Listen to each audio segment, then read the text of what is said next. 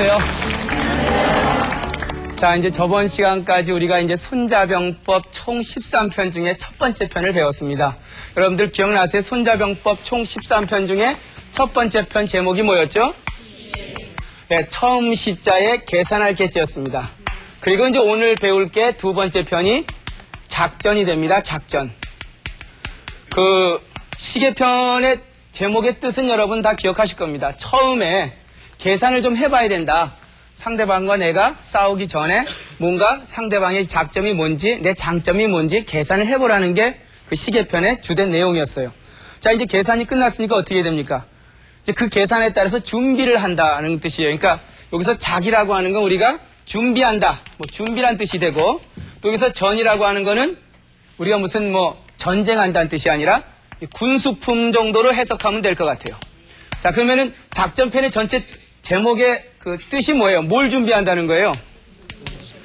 전쟁은 무슨 뭐 용기나 아니면은 무슨 분노만 갖고 하는 게 아니에요. 손자병법에서 보면은. 여러분들 뭐 인생을 산다는 것도 어떻게 보면 전쟁인데 그 전쟁을 무슨 희망, 용기만 갖고 할 수 있는 게 아니죠. 뭐가 있어야 돼요? 뭐 돈도 있어야 되고 자금도 있어야 되고 상당히 그 많은 준비해야 될 게 필요합니다. 손자도 역시 전쟁을 할 때 물론 전략도 세워야 되지만 그 필요한 그 준비 물품이 있다는 거예요. 그게 이제 손자병법 두 번째 편의 제목 작전편에서 나오는 겁니다. 어떤 사람은 그렇게 얘기를 해요. 전쟁은 결국은 돈이다. 돈 많은 부대가 이기게 돼 있다라고 얘기를 합니다. 실제로 우리가 전쟁을 뭐 요 근래에도 전쟁을 보면 굉장히 많은 수없이 많은 전쟁 중에서 가장 그 부대의 어떤 전승, 승리의 그 밑바탕에는 결국은 얼마만큼 돈이 투여가 됐느냐가 굉장히 중요한 요건이에요. 그래서 미국이 뭐 전 세계 전쟁을 다 주도하면서 이기는 이유가 뭐예요? 그만큼 후방에서 충분히 군수품이 뭐 무기라든지 돈이 충분히 지급이 되니까 그 부대가 세지는 거거든요. 미국이라고 하는 군대가. 그래서 결국은 이 돈이라고 하는 것이 국방력의 가장 핵심 기본 원천이에요. 그래서 미국과 같이 강력한 그 나라의 군대가 힘을 받는 건 결국은 그 군대의 적재적소에 또 시적절하게 돈과 물품과 군수품이 제대로 지원이 되기 때문에 그 군대가 강한 군대라는 거예요. 손자는 이 분야를 굉장히 중시하고 있어요. 전쟁에서 이기는 것이 무슨 전략도 좋고 작전도 좋지만 결국은 뭐냐? 병사들이 배가 고프면 싸울 수가 없다. 그리고 아무리 적개심에 불타도 뭐 칼이 날카로워야 상대방을 찌르지 않느냐. 결국은 그 밑바탕에는 결국은 이 군수물자, 이 돈이라고 보는 거예요. 그래서 손자는 원문에 이런 얘기를 하고 있습니다. 얼마만큼 그 전쟁이라는 것이 군수품 준비가 중요한지에 대해서 하나하나 지금 설명을 하고 있는데 제가 한번 한 가지 좀 설명을 해볼게요. 자, 손자가 이렇게 얘기합니다. 범용병지법에는 무릇 군대를 운용하는 법에는 수없이 많은 군수품이 준비가 돼야 되는데 첫 번째, 이 칙어, 이 말 달릴 지자의 술의 거자입니다. 칙어가 천사가 필요하다. 천사. 칙어 천사라. 그러니까 가볍게 달릴 수 있는 전차가 1000대가 필요하다. 이게 말 4마리 사자입니다. 그러니까 말 4마리로 끄는 요즘 말로 하면 그 경전차.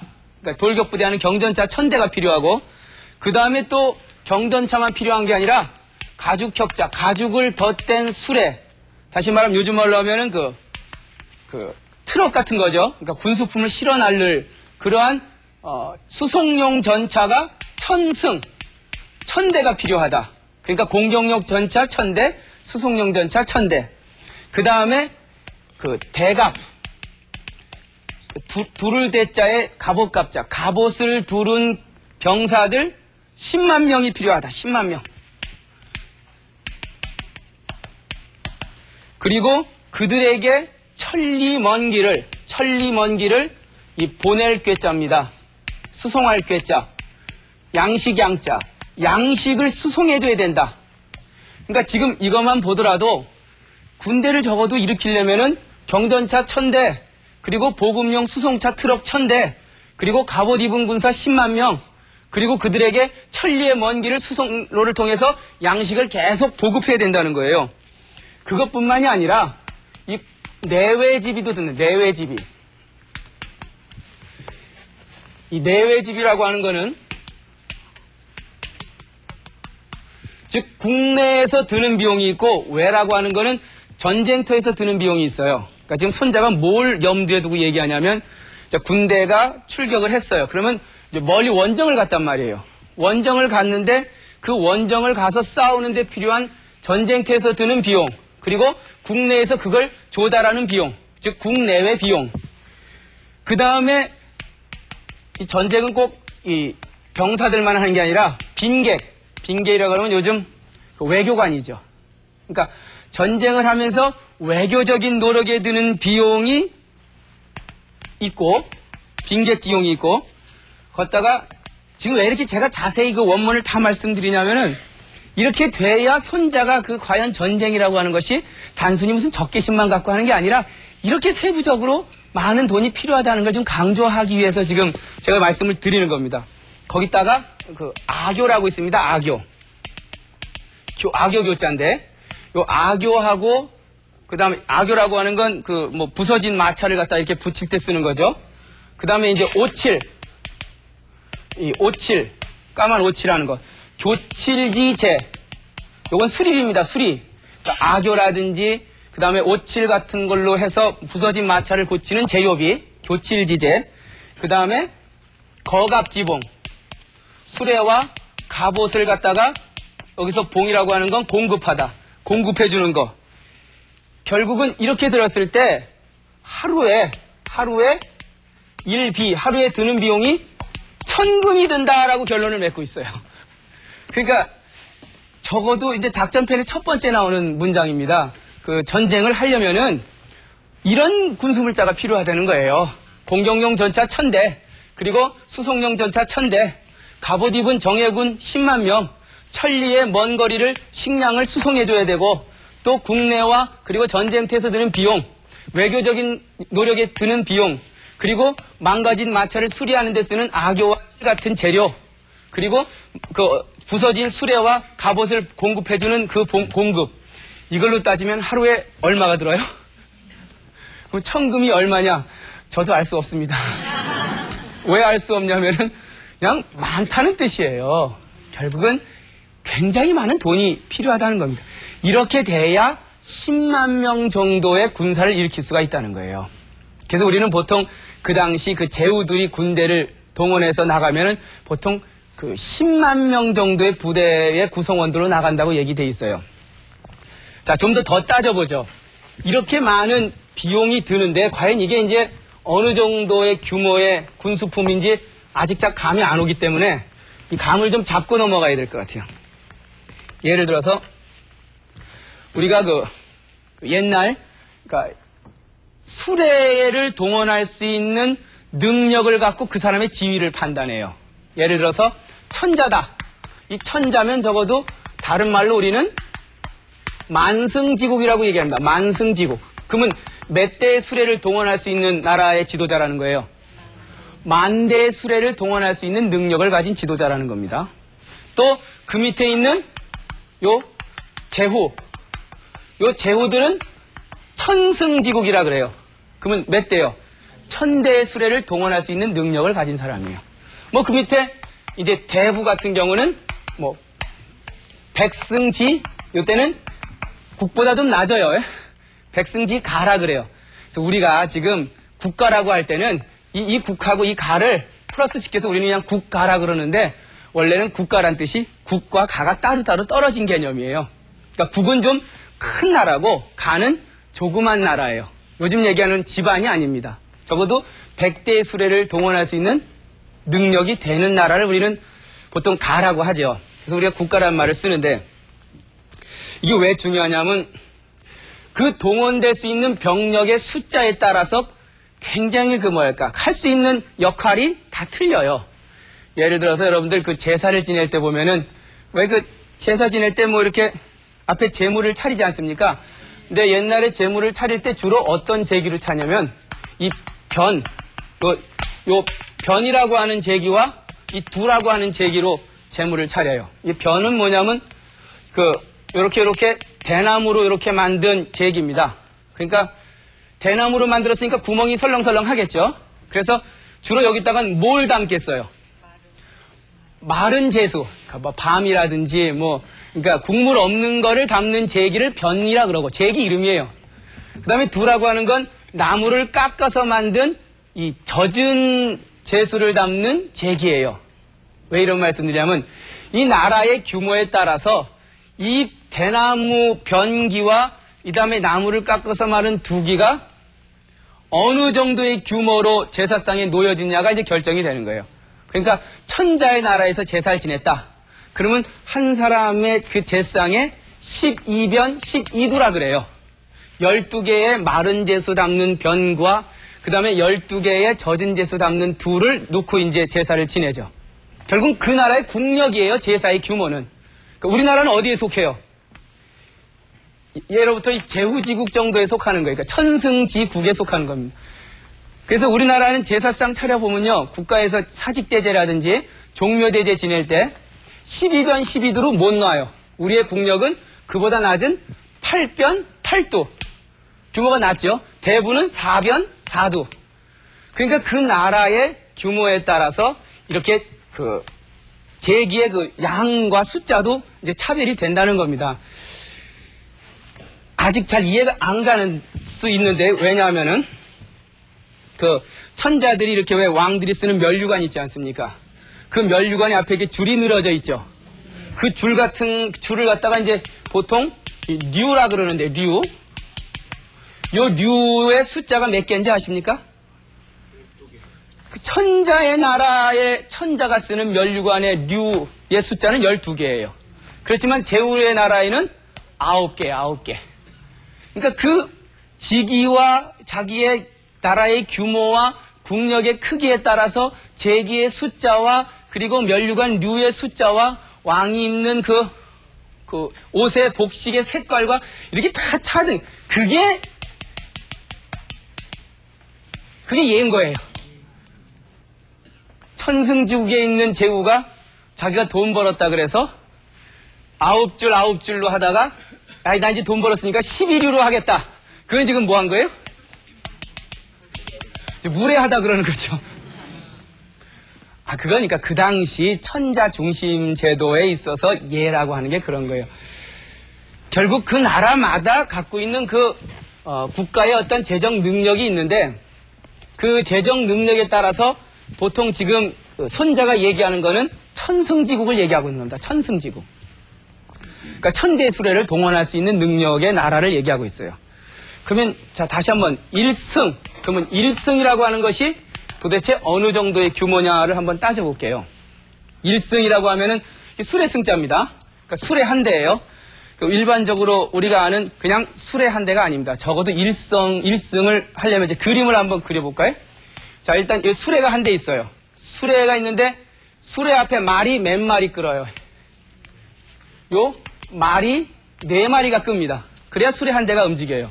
그리고 이 수레 안에는 3사람이 탑니다. 가운데 사람은 말을 몰고 좌우측 사람들은 활과 그리고 창을 갖고 타요. 이 사람을 옛날에 뭐라고 불렀냐면 사라고 불렀어요. 그러니까 사라고 하면 요즘은 뭐 하사관을 얘기하지만 옛날에는 장교란 뜻입니다. 장교. 그래서 그 장교가 3명이 탑니다. 그리고 그 뒤에, 그 수레 뒤에 부대원들이 있는데 그들이 졸이에요. 졸. 사졸이라고 보통 얘기하는데 졸. 그 졸이 몇 명이냐면 72명이에요. 이제 아까 요거는 여기 치거. 공동용 전차 뒤에 붙은 거고, 그 다음에 수송용 전차가 뭐였었죠? 혁거였죠, 혁거. 이 혁거는 소가 앞에서 보통 소가 4마리 끕니다. 소가 4마리를 끌어요. 그리고 요 뒤에는 그 취가자라 그래서 요 취자예요. 이거 취사병 할 때 취자입니다. 수이지아스라 그래서 이 많은 병력들이 뭔가 먹으려면 취사병들이 있어야 될 거 아니에요. 그러니까 요리하고 양식을 갖다 관리하고 밥을 하는 취사병이 10명이 붙습니다. 10명. 취사병 10명. 그 다음에 그 고수의장이라 그래서 구들꽃자에 그 고수의장이라 그래갖고 요건 어떤 의미냐면 이 많은 사람들이 옷을 입고 해야 될 거 아니에요. 옷을 갖다 계속적으로 공급하는 고수의장 인원이 5명이 붙습니다. 5명. 그 다음에 말하고 이제 소가 가니까 그 말하고 소한테 먹일 말 관리병도 있어야 될 거 아니에요. 이제 그거를 마국간 구자에 기를 양자 마국간 담당인데, 그러니까 말 담당이 5명이 붙어요. 그 다음에 물도 기로하고 나무도 해야 될 거 아니에요. 취사를 하려면. 그래서 우리가 왜 이 나무 목자 옆에 이 초동이라고 있죠. 초동. 나무알 초자. 그리고 물길 급자. 초급. 나무하고 물 깃는 사람이 5명이 붙어요. 자, 지금 계산을 좀 해봐요. 1승이면 경전차 1대, 수송용 전차 1대, 그리고 말 4마리, 소 4마리, 장교 3명, 정규군, 대갑병 72명, 취사병 10명, 그리고 의장병 5명, 말몰이꾼 5명, 그리고 물 깃고 청소하는 잡부 5명. 총 몇 명이에요? 1승이면 100명이에요, 100명. 그게 천승지국, 제후의 나라가 천승지국이니까 100 곱하기 1000하면 어떻게 돼요? 10만 명이 나오는 거예요, 10만 명.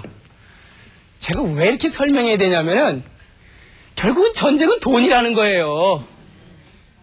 그렇지 않아요? 무슨 적개심만 갖고 싸우는 게 아니라 저렇게 막대한 각각의 그 임무를 갖고 있는 병사들, 그리고 그 많은 재료들, 이거를 다 끌고 가야 된다는 거예요. 그래야 나가서 전력이 높아지고 싸워서 이길 수 있다는 거예요. 돈 없어도 싸워서 이길 수 있지요. 어쩌다가. 그런데 위에서 폭탄 퍼붓는 데는 당할 수가 없는 거예요. 아무리 무슨 민족의 이념과 무슨 엄청난 사기가 있더라도 그냥 가서 매일같이 폭격하는데요, 사람은 보이지도 않고 그냥 하루에 그냥 몇만 토씩 때려 붙는 거예요. 그러면 살아남을 사람이 없는 거예요. 예나 지금이나. 전 그런 면에서 진짜 우리나라가 강해지려면 돈 벌어야 돼요. 군인들한테 정신력으로 싸워라? 그건 아닌 것 같아요. 돈 많이 벌어서 국방 예산 많이 늘려갖고 그래야 병사들이 목숨 안 다치고 그 돈과 무기를 갖고 싸우죠. 물론 그거 있기 전에 싸우려고 하는 의지와 사기와 어떤 결심도 필요하지만 결국은 그것을 뒷받침해주는 이 자금이 필요하다는 거예요. 제가 지금 그걸 설명하려고 지금 이 얘기를 했습니다만 결국은 이 전쟁의 가장 핵심은 돈입니다. 손자가 이렇게 돈에 대해서 강조를 한 거는 전쟁이라고 하는 것이 잘못하면은 이렇게 막대한 비용이 들어가는 전쟁이기 때문에 나가서 한 번이라도 지면 치명적인 거예요. 그러니까 결국은 섣불리 할 수 있는 게 아니라는 거예요. 그래서 손자는 어떤 사람은 병법을 썼으니까 호전론자다, 전쟁을 좋아하는 사람이다라고 하지만 절대로 손자의 원문을 보면 신전론자입니다. 정말 신중하게 전쟁을 해야 된다는 이 신전론자예요. 신전론자. 그런 면에서 손자의 병법 철학이 전 이 시대에 의미가 있다는 생각이 다시 한번 듭니다. 이렇게 막대한 돈이 들어가니까 아주 철저하게 준비를 해야 된다. 결국은 전쟁이 일어나면 전부 다 그 전쟁에 필요한 도구와 물자를 결국은 누구한테 다 그게 뒤집어 씌워지는 거예요. 국민들이죠. 결국은 전쟁의 최대 피해자들은 그 당시 민중들이었어요. 생각을 해서 민중이란 뭐예요? 결국은 전쟁이 나면은 몸으로 가서 때워야 되고 또 그 전쟁 군수품을 준비하려면 세금을 바쳐야 되고 그리고 성을 쌓고 그 다음에 무슨 궁을 만들려면 가서 부역도 해야 되고 2중 3중에 엄청난 부담을 안는 층이 결국 일반 민중이라는 거예요. 저는 이 손자의 신전론 사상을 보면서 결국은 손자가 생각하는 그 깊은 근저에는 민중에 대한 정말 이리저리 몸으로 때우고 정말 그 세금 바쳐서 때우는 민중에 대한 깊은 고민이 있지 않았나라는 생각을 저는 이걸 보면서 했어요. 상당히 손자 병법의 속에 휴머니즘이 있다는 건 바로 이런 부분이 아닐까라는 그 생각이 듭니다. 그 당시 그 전쟁에 대한 피해는 굉장했습니다. 특히 노자 같은 경우는 오죽하면은 이런 얘기를 합니다. 치대국에는 적어도 아까처럼 천승지국, 만승지국, 큰 나라를 다스리기 위해서는 약팽소선이란 말을 해요. 약팽소선. 번역하면은 같을 약자, 큰 나라를 다스리려면 팽은 뭐죠? 우리가 토세구팽할 때 팽 있죠. 토사구팽할 때. 이게 삶는다, 굽는다 그런 뜻이에요. 팽당했다. 이 소선할 때 선은 요거는 여러 가지 뜻이 있죠. 뭐 신선하다, 또 아니면 뭐 선명하다, 곱다 이런 뜻이지만 생선선자도 있어요. 그러면 소선하면 뭐예요? 작은 생선. 지도자시여, 당신네 큰 나라를 다스려 나갈 때는 저 조그만 생선을 후라이팬에 굽는 것처럼 하십시오. 여러분들 그 왜 10,000원에 30마리짜리 조기 아시죠? 저 그거 많이 구워봤는데 후라이팬에 그거 넣고 구우니까 제가 자꾸만 이렇게 이리 뒤척 저리 뒤척 하니까 나중에 보니까 뼈밖에 안 남더라고요. 자꾸 간섭하면은 그러니까 결국 지도자한테 하는 얘기가 그거예요. 제발 백성들 너무 그렇게 전쟁 나왔다고 동원하고 부역하라 그러고 자기 무덤 만들라 그러고 그러지 말고 좀 조그만 생선 튀기듯이 가만히 좀 놔두세요라고 하는 경고 메시지죠. 굉장히 전 노자 철학이 이런 면에서 민중 쪽에 어떤 그 굉장히 관심을 가졌다는 생각을 계속 하고 있습니다만 손자도 전 역시 마찬가지라고 봐요. 그 당시에 가장 큰 고민은 그 민중들의 그 어떤 전쟁에 대한 부담과 여러 가지가 상당히 손자한테 큰 어려움일 거라는 생각이 듭니다. 그래서 손자는 다음 문장을 한번 보죠. 손자는 어떤 얘기를 하냐면요. 그렇기 때문에 결국 손자는 유명한 명제를 하나 내립니다. 이렇게 수없이 많은 민중들의 삶과 연결돼 있고 또 수없이 많은 그 자금이 들어가는 거기 때문에 용전, 전쟁을 할 때는 귀할 귀자에 이게 귀승이요. 손자는 이렇게 그 전쟁을 하는데 굉장히 막대한 자금이 소요되고 또 일반 민중들의 고통이 뒤따르기 때문에 전쟁을 하려면 제일 중요한 게 뭐냐? 제일 중요한 거는 승리를 하는 게 중요한데 빨리 이기는 게 중요하다는 거예요. 그리고 오랫동안 끌어봤자 득될 게 하나도 없다는 겁니다. 전쟁은 오래를 끄자. 오래 끌면 끌수록 그 군대 병력이 둔하게 되고 굼뜨게 되고 그리고 그 병사들의 날카로운 사기가 꺾여지고 꺾을 좌자 좌절되고 그래서 오랫동안 이 군대사자입니다. 군대를 드러날 포자 바깥에 드러나서 전쟁을 보내놓으면 그 국가의 재종이 부족하게 될 것이다 라고 그 얘기를 하고 있어요. 여기서 우리는 그 손자의 이 빠를 속자의 이길 승자 전쟁을 하는데 제일 중요한 게 뭐냐? 빨리 이겨라. 여러분들 전쟁하는데 폼 잡고 할 시간이 없는 겁니다. 일단 빨리 이겨야 돼요. 빨리 이겨야 그만큼 군수물자도 훨씬 더 절약이 되고 그만큼 백성들에 대한 하중도 줄어드는 겁니다.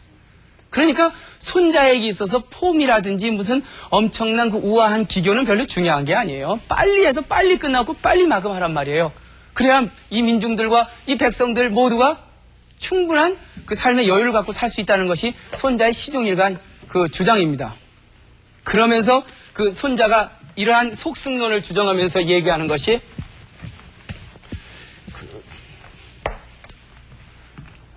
졸속이란 말입니다. 졸속. 오늘의 주제가 사실 졸속인데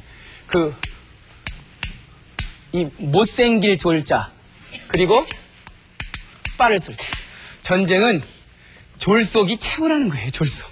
여러분들 졸속이라는 말 들어보셨죠? 그 우리가 뭐 졸속 공사니 하는 그 용어가 여기서 나왔어요. 우리가 뭐 아파트 졸속 공사다 뭐 그 다리 만드는데 졸속으로 만들어졌다고 하는데 거기서 얘기하는 그 졸속의 의미는 이 졸이라고 하는 건 뭡니까 이게? 좀 못났다. 왜 졸필 하면은 글씨를 잘 못 쓴 걸 졸필이라 그러죠. 또 뭐 자기 원고를 좀 낮춰서 졸고 졸저 이런 얘기를 합니다. 그리고 이제 속이라고 하는 건 빠르다는 얘기죠. 전쟁은 좀 못나도 괜찮아요. 네? 되도록이면 어떻게 해요? 빨리 이기는 게 굉장히 중요하다고 강조를 합니다. 그 문장을 같이 한번 보죠. 얼만큼 이게 이 빨리 이기는 게 의미가 있는지. 군대라고 하는 데서는 아주 좀 못나고 이 못난이의 철학인데 결국은 좀 못나고 그다음에 좀 재주도 없지만은 그러나 빨리 끝나라는 얘기는 병법에 분명히 많이 들어본 얘기지만 볼도자입니다. 우리 어디를 목도했다 할 때 뭘 보지 못했냐면 이 졸의 반대죠. 아주 재주를 들여서 폼을 잡아서 오래오랫동안 전쟁하라는 얘기는 내가 들어보지도 못했고, 보지도 못했다는 얘기예요. 결국, 지금 손자는 오래 끄는 것보다 뭘 강조하고 있어요? 졸속. 졸속이 좋대요. 못 놔도 괜찮대요.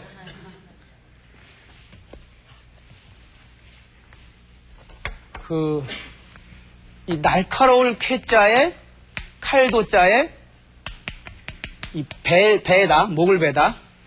그리고 어지러울 난자에 이 마. 쾌도 참 남마라는 얘기가 있어요. 우리는 그냥 줄여서 쾌도 남마 이렇게 얘기를 해요. 무슨 뜻입니까? 날카로운 칼로 마는 뭐예요? 막 왜 실처럼 얽힌 마 있죠. 그 마를 어지럽게 꼬여있는 그 실을 베어버린다. 뭐 그런 고사인데, 그 옛날 그 남북조 시대 때 그 고환이라고 하는 그 유명한 장군에 있었습니다. 고환. 이 성이 고시성을 가진 사람인데, 이 사람이 이제 그 유명한 대장군이에요. 그래서 이제 많은 그 자기 아들들을 이렇게 모아놓고, 과연 어느 아들이 제일 똑똑할까 이제 고민을 하다가 어떻게 시험을 할까 하다가, 이런 실을 갖다가 이렇게 놓고는 막 엉켰어요. 막 엉켜놓고 아들들한테 이제 시험을 이제 본 거죠. 너희들 중에 누가 이 엉킨 실, 이 남마, 어지럽게 엉킨 실을 좀 풀어볼 사람이 없냐라고 이제 질문을 해요. 그때 이제 장남, 둘째 아들, 셋째 아들 다들 나서서 어디 자꾸 난리에 지금 이 엉킨 실을 풀라고 막 풀어보셨습니까, 여러분들 그런 실? 굉장히 다들 머리를 땀을 뻘뻘 흘리고 있는 거죠. 그때 그의 아들, 막내 아들 고양이라는 사람이 딱 가더니 아버님 제가 할게요 하더니만 칼을 뚝 빼더니만 딱 풀었습니다. 아니 발상의 전환인 거예요. 어떻게 보면 좀 못나더라도 빠른 게 나아요. 이거 잡고 앉아서 그냥 하루 종일 땀 흘리고 뭐 힘든 것보다도 간단하게 그냥 딱 끊어버리는 그런 어떤 그 발상의 전환. 전 인생을 살면서도 전 이 손자병법 이걸 보고 항상 지금의 내 현실하고 비교를 해보는데, 혹시 제가 쓸데없는 거 갖고 지금 그거 풀려고 고민하고 있지 않나는 생각 가끔 해봐요. 그냥 칼을 빼서 그냥 딱 잘라버리면 그만일 쉬운 문제를 그 낱말을 풀려고 고민하고 있지 않나는 생각을 해봅니다. 이 졸속. 저는 졸속이 나쁜 거지만, 졸속은 좋은 게 아닙니다. 뭐 대충 빨리빨리. 그렇지만 어떻게 보면 졸속이란 것이 또 다른 아름다움이 있다는 생각이 들어요. 다른 고전에 이런 얘기가 나옵니다. 그 졸의 반대가 교인데 재주 있는 거예요. 아주 교묘하고. 이런 얘기 나와요.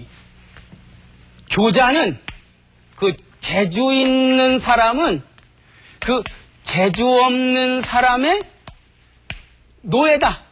네? 재주 없는 사람의 이렇게 되어 있죠. 재주 없는 사람의 노예다. 그러니까 재주 많은 사람이 결국은 재주 없고 못난 사람의 노예가 된다는 거예요.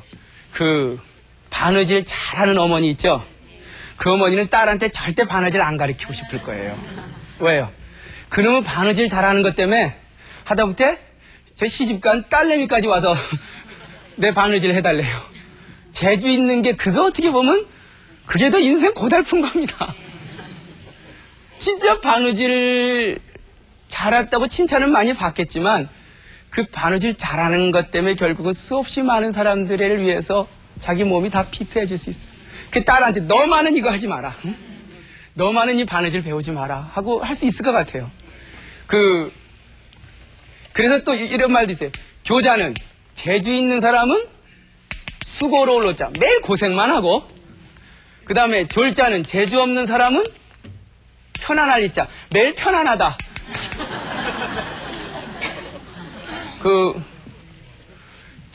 실제입니다. 제가 이제 전방에서 군대 생활을 했어요.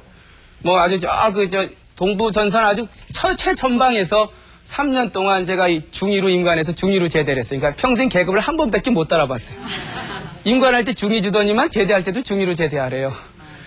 근데 거기서 이제 많은 병사들을 만나게 되었는데 두 가지 유형의 병사가 있어. 한 병사는 재주가 많아갖고 어머니가 많이 가르쳐서 보낸 것 같아요. 그래서 계속 그 재주 있는 병사들을 뽑아요. 뽑아갖고는 어디로 집어넣냐면 행정병으로 집어넣어요. 아주 편하죠. 아주 뭐 박수치고 난리도 아니에요. 나 행정병 됐다고. 그리고 어머니한테 전화해서 엄마 나 이제 훈련 안 받아. 뭐 아주 뭐 굉장히 기쁜 듯이 얘기를 해요. 또 한 부류의 병사는 저 전방 소총부대 소총수로 보내요. 걔는 아무 능력도 없어요. 오직 있는 거라곤 열심히 뛰는 그 몸밖에 없단 말이에요. 그런데 그 친구들이 군대생활 끝나고 나갈 때 보면 재주 있어서 행정병 들어갔고 밤에 잠 못 자고 매일 타이핑하고 한 친구는 얼굴이 누래갖고 지하 벙커 시멘독이 다 올라가고 이러고 나가요. 근데 저 소총부대 소총수로 간 친구들은요 매일 구보하고 해서 몸이 이래갖고 맑은 공기 마시고 정말 멋있게 하고 나가요. 가만히 보면 재주 있다는 게 결코 그렇게 행복한 것 같지는 않아요. 어떻게 보면 재주 없고 어떻게 보면 못난이라고 하는 것이 긴 세월의 어떤 그런 걸 봤을 땐 더 아름다울 수 있다는 생각을 전 손자병법을 읽으면서 졸속 나오니까 갑자기 그런 생각이 들더라고요. 뭐 인생도 마찬가지 아닐까 하는 생각이 들어요. 뭐 취직하고 뭐 밤에 12시까지 일을 하고 그것도 모자라서 막 야근까지 하고 그리고 뭐 15년 뒤에 대리되고 과장되고 뭐 이사까지 올라가서 출세를 했어요. 40살 돼서 출세했고 승리를 해봤단 말이에요. 승리를 해서 돌아보니까 남들은 다 내가 출세했다고 다들 박수를 치는데 내 진정한 친구들은 없어요. 어디 갔는지. 일 때문에 다 잊어버렸어요. 집에 오니까 애라고는 좀 커갖고 뭐 대학교 다닌다는데 아빠 얼굴 잘 몰라요. 그냥 문 잠그고 들어가면 끝이에요. 부인하고도 그런 새록새록한 정도 없고 과연 이렇게 수없이 많은 기간을 바쳐서 이긴 승리가 의미가 있을까라는 고민이 빠질 수 있다는 생각이 들어요. 결국 손자가 얘기한 졸속 좀 빨리 끝내도 괜찮단 말이에요. 승리라고 하는 거 오래 끌 필요가 없어요. 재주가 좀 없어도 괜찮단 말이에요. 그 재주 없는 거에 대해서 이런 말이 있대요. 미인은 뭐라고요? 뭐 재주 있는 아름다운 여인은 명이 박하대요. 여러분 걱정하실 필요 없을 것 같아요. 제가 매일 뭐 이런 손자병법 좋아하시고 공부하시는 분이라 그런데 별로 뭐 관심 없겠지만은 예쁘다고 잘났다는 것이 결국 아름다운 인생은 아니라는 거예요. 복잡한 게 좋은 게 아니에요. 가끔 뉴스 들으면은 급발진 사고 많이 나죠. 대부분 고급차에 복잡한 차더구만요. 네? 그 단순한 차는 급발진 사고 들어봤다는 얘기를 제가 들어보질 못했어요. 결국 복잡한 것이 행복한 건 아니라는 걸 또 한번 강조하게 되네요. 집에서 여러분들 그 리모컨으로 이제 TV 이렇게 켜실 거 아니에요. 하여튼 뭐 지금 리모컨을 보면은 뭐 엄청나게 많은 기능들이 있어요. 그거 다 쓰고 사세요? 그냥 껐다 켰다 볼로 몰렸다 그 정도죠. 뭐 핸드폰도 마찬가지예요. 이게 뭐 그냥 껐다 켰다 하는 게 중요하지 거기 음성 녹음인데 뭐는 몇 번 이거 잘 쉽지 않단 말이에요. 요즘 인테리어 중에 참 인테리어 하는 사람들한테 얘기를 들으니까 요즘 유행하는 스타일이 뭐냐면 젠 스타일이래요. 젠 스타일. 이 젠 스타일. 젠 스타일이란 뭐냐? 이게 선이라니 선. 참선할 때 선자. 심플하다는 거예요. 까만색 판에 하얀색 이런 거. 이쁘죠? 옛날엔요 여기 자개 받고 뭐 복잡하게 해서 이게 예쁜 거였는데 요즘은 이건 아주 촌스러운 거예요. 요즘은 아주 심플한 분위기의 그 디자인들. 옛날 잘 사는 집 가면은 전부 다 하여튼 거실에 들어갈 수가 없을 정도로 뭘 갖다 놔요.